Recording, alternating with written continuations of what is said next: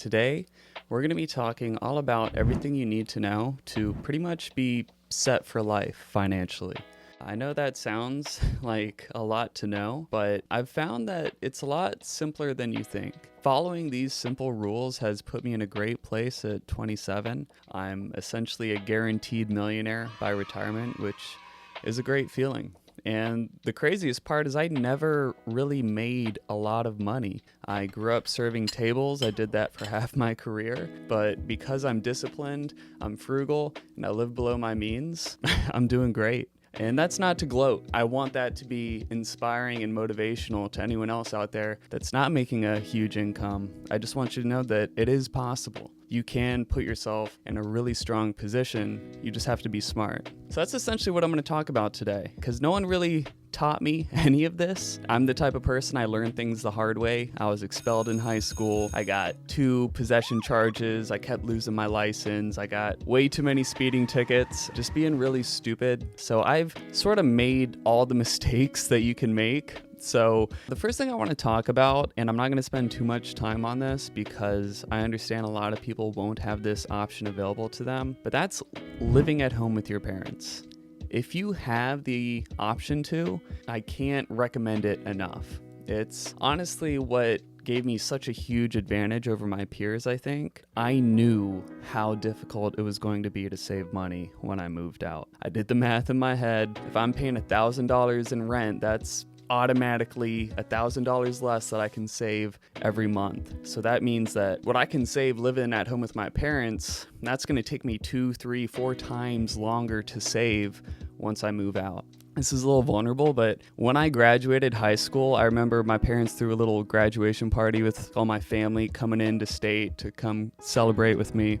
And I just remember being in my room just crying just because I knew that this is the part where life gets hard, and I was scared. I didn't know what the future was going to look like. But luckily, I understood the importance of saving. I worked full-time all through high school, and afterwards I had a conversation with my parents saying, Hey guys, I want to save for a house. I did the math, I ran the numbers. It's only going to take me about 2-3 years in order to save up a down payment. And luckily, my parents were supportive and they let me do it. And I understand that I am privileged and that a lot of people don't have that option available to them. But what I've also noticed is that a lot of people do have the option available to them and they take it for granted and they don't realize how clutch it is to live at home with minimal living expenses. The next thing I want to talk about is credit cards. Now, I know a lot of people are scared of credit cards, and for good reason. If you max them out or carry a balance or you have a missed payment, it can definitely jeopardize your credit score. But if you use a credit card responsibly, it's literally nothing but pluses. There's no downside at all. So I'm going to explain to you as simply as I can how to make credit cards work for you and how to pretty much increase your credit score super easily. Here's what you need to do. You need to get yourself a no fee, no annual fee credit card. Preferably one that offers cash back or has some sort of points rewards program so that every dollar you spend, you're actually getting something back. And then here's what you got to do. You don't spend more than 30% of your credit limit. So if you have a $1,000 credit limit, you can't spend more than $300 on the card. I personally recommend don't put more than 10% on it. I believe that that is going to increase your score even faster. So again, if you have a $1,000 credit limit on your credit card, do not spend more than $100 in a single billing period, which is typically a month. Next thing you want to do, you need to pay off the entire balance every month. No minimum payments. That's what the bank wants you to do. Why? Because every month that you carry a balance over into the next month, the bank gets to charge you interest on it. They're reaching their hands in your pocket and they're pulling out some extra dollars. This isn't what you want. If you do this, credit cards don't make as much sense or, well, any sense. Here's the trick. If you pay off the balance every single month in full, there is no interest fee. So that means that you get to take the money from the bank, the cash back, or you get to take those Delta points, the Skyline miles, whatever, put them in your pocket for free. It's free money. And the best part is now you're building your credit. So it's literally just nothing but positives as long as you pay off the entire balance every month and you don't spend more than 10% of your credit limit. Now, I know what a lot of you might be thinking. Only $100? I can't even go grocery shopping with that. What am I supposed to do with that? And I get it, it's kind of annoying when you're first starting out, but let me at least paint the picture for you, the trajectory of how this can work and how I make it work for me. My daily spending credit card, my personal daily spending credit card, has a credit limit of just north of $40,000. So what that allows me to do now is I can put all my monthly expenses on this one credit card and get cash back. And I don't have to worry about my utilization rate anymore because my credit limit's so high. And the reason my credit limit's so high is because I have a great track record, I have a great credit score, I've had multiple credit cards for years now, and I've never missed a payment. And that's kind of what I want for you guys. I think the goal for everybody should be to be able to put all your monthly expenses on credit cards. I know for a lot of people who have heard horror stories about credit cards, that sounds scary or irresponsible, but I promise you this is the cheat code. This is what wealthy people do, and it's such a better and safer way to transact money as well because you're using the bank's money and not your own money. And that brings us to credit scores. A credit score is basically just a score that money lenders look at to see how trustworthy you are, and that will dictate the terms of like your loans. So say for example, you have an 800 credit score, you might get a certain percentage interest rate, whereas if you had a 600 credit score, they're going to give you a much worse interest rate because they don't trust you. So the credit score is extremely important, but I think that the best way to build it is passively with the credit card method. If you have a car loan, that also builds your credit, because unfortunately, it is a process. It's a slow grind, but that's why it's important to pretty much just consistently be using credit cards, consistently be paying all your bills on time, just so it's kind of building in the background. You don't even have to think about it. You don't even really have to check it. And I think the most important thing that credit scores are important for is when you go to buy a property, because when you're buying an asset that's hundreds of thousands of dollars, that's when a few percentage points can really make a difference.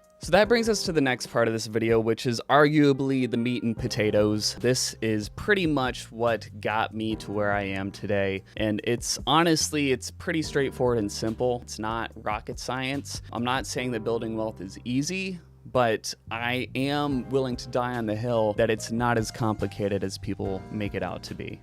All that saving money and building wealth is money in and money out.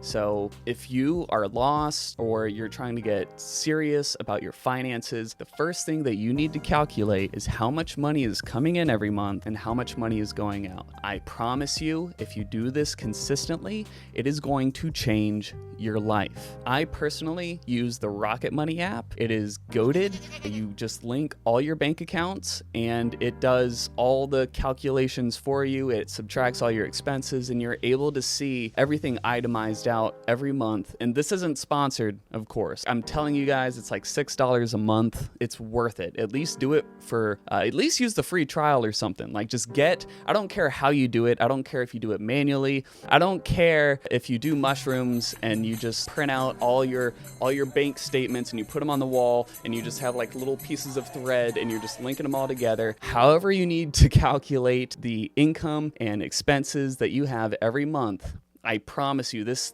I can't drill it home enough. This is so important because what this is going to tell you, it's going to make it black and white, clear as day, how much money you're capable of saving every single month given your current financial situation. It's literally just like diet. It's money in, money out, calories in, calories out. You can go find all these different convoluted ways to get to the same destination, but at the end of the day, it's that simple. Wealth is not about how much you make, it's about how much you keep.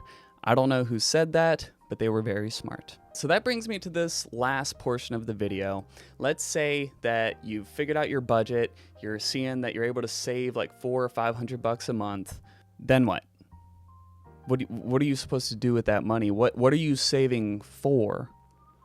Well, there is an order of operations. I pretty much have a simpler order of operations, and it goes like this. The first thing you want to do once you are able to start saving money is you need to have an emergency fund. This is step number one. People recommend 3 to 6 months of monthly expenses. I say just shoot for $10,000. Try and get $10,000 under your belt. I feel like this is when you can really like start to, spread your wings and fly. For some people, that's a lot of money. For other people, that's nothing. But what that does do is it gives you optionality. It gives you security so that if you get laid off, something happens, a car bill comes up, you're going to be okay. You don't have to put yourself in a bad financial spot, like taking out a loan or maxing out a credit card just to get by. You want to avoid that at all costs. So once you have your emergency fund set up, the next thing you need to do, or at least what I recommend doing, is paying off any high interest rate loans. Typically, they recommend paying off any debt that has a 7% interest rate or higher. I would say like anything over like 9 or 10% might make more sense, because it is really important to start investing as soon as you can. But yeah, if you have like a 10, 11% interest rate or higher on your loan or on debt, like a credit card debt or your car loan, that is something that would be worth paying off. And the reason is you're typically not going to see those kind of returns in the stock market. So once you have your emergency fund, once you've paid off any high interest rate debt, that's when things start to get interesting. That's when you can start exploring investing and how you can make money work for you. Now, there's 2 investment options that I personally recommend you go down. I guess this isn't necessarily financial advice. You have to like do your own research, figure out what is going to work best for you. But personally, I saved up money to buy a house. It was a dream of mine ever since I was young to be able to buy a house. All I knew is that if you own property, you own real estate, that wealth is almost inevitable. And it was just such a huge pride point for me to be able to move out from my mom's house and become self-sufficient. So that was the first thing that I decided to invest my money in, is a home. Now, the second thing I'd recommend looking into is a Roth IRA. Now, Roth IRAs are dope. Roth IRAs are pretty much the cheat code for building wealth for the middle class individual. Basically, it's capped. So every year you can only invest so much money. I believe this year, 2026, it's $7,500. Last year it was $7,000.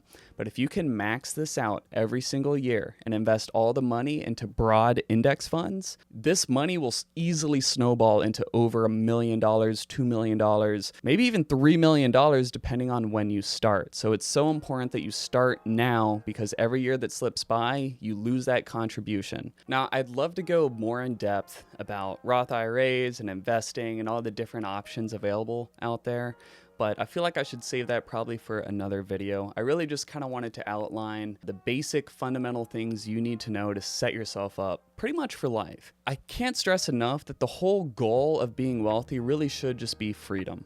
I think a lot of us kind of get caught up in the smoke and mirrors of wealth and what that's supposed to look like. But wealth to me is being able to take someone out to dinner and not care about what the final price is. When I fill up my gas tank, I don't even look at the price. I use my 7-Eleven points so that I can save money, but I'm not actually looking at what the dollar amount is, because it doesn't matter. I got to fill up my car anyways, and I have the financial security that I know I can afford it. And it's a good feeling. And I feel like that's what everyone should be striving towards. Not, pulling up in a Rolls Royce or a GT3 or something, buying Louis bags. That's cool and all, but like, that's not, like, you're missing the forest for the trees, or whatever the expression is. The goal should be freedom, like being able to live life on your terms, to live a life of service and purpose, and not being blown around by obligations and feeling like you're struggling for money and like you have to work a job that you hate and for a boss that you hate and doing things you don't want to do. You can create a life full of purpose and meaning